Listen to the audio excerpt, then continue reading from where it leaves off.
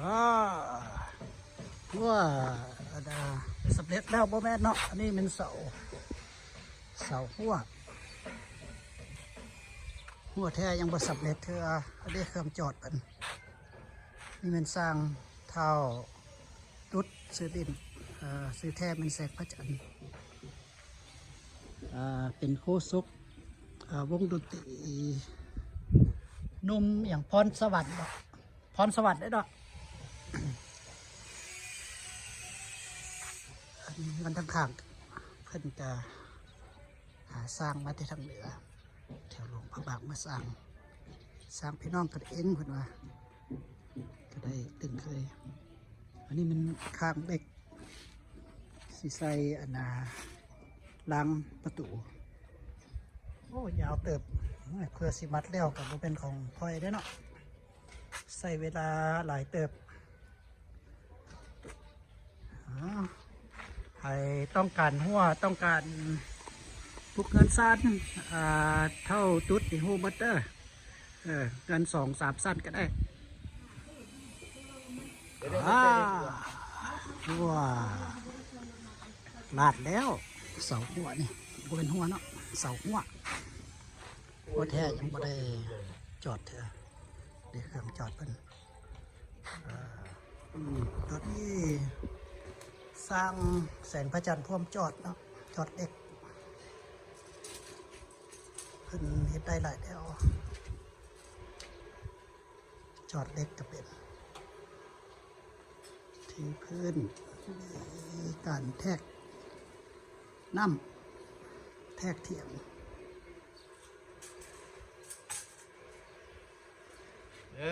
เพิ่นมาตัดขอบหัวมานี่นะเมื่อวานก็ได้สั่งขอบโซ่ถึงเป็นขอบสำเร็จเนาะเขาบ่ได้เฮ็ดเองซื้อสำเร็จเลยมีแต่บอกขนาดเพิ่นอันนี้เพิ่นหากันเรียแล้วคุณนี่เลยเพิ่นอยู่ทางหลังนี่ครับเล็กที่ว่าเรือเข้าเฮ็ดหลังคาขอบใหญ่ได้เพิ่นว่าคาแถวนี้ยากเขาได้สั่งมาที่ไก่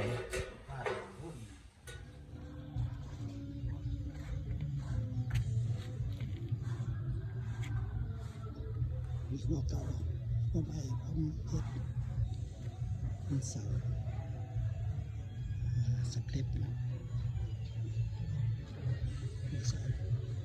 าง่ายเกินว้าวเป็นจอดฮอนนี่แล้วดอกมานี่สลักกัน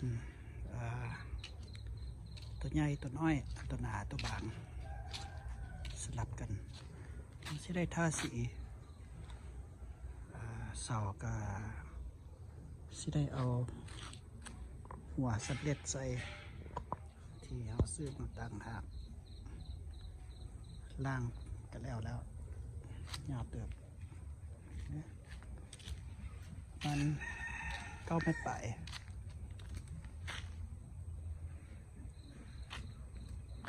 ทำก้นอันนี้เอาบทันถมซีเมนต์เถอะก็หินซะก่อนท่อเขากระคุดแล้วมันจะให้น้ำลงเป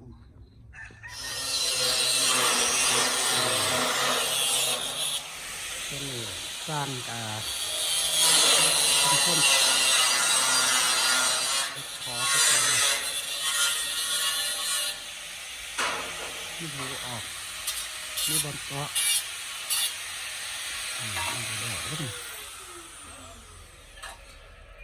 จอดแต่หัวพ่อนี่มีหูมีหางเนาะก็เอิ้นอะไรเนี่ยเกาะสีคุณกระสือมาแล้วนะสีแบบรถจักรเพิ่นว่าสันเดย์แบบรถจักรแบบเพื่อนคล้ายๆกันเมื่อนี้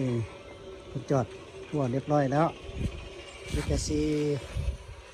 ใส่กระดาษเนาะถูมันเลื่อมบอลกระติดบางทีเพิ่นยกสั้นว่าสั้น ยกสั้นปั่นโอ้บักนักนึงไปปิ้นเฮ็ดให้มันเที่ยงมาสั่นดีแต่มันซื้อเรียบร้อยโอ้หนาขนาดได้ดินักขนาดได้ดิหัวนี่แน่นละนี่สร้างแสงพระจันทร์ซื้อลิงเราเป็นตุ๊ดนะผมจอดประตู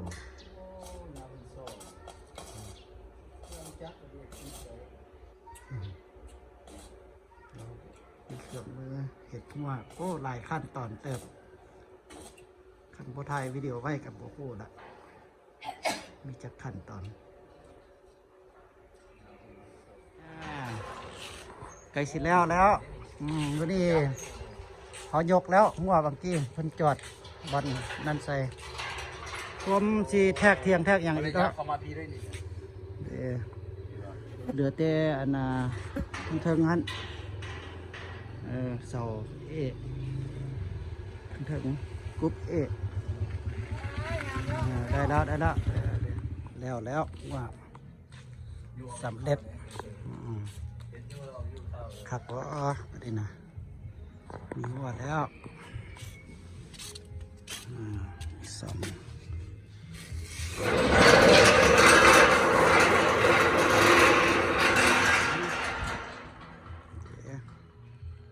เรื่องภาพไม่ติดสครีน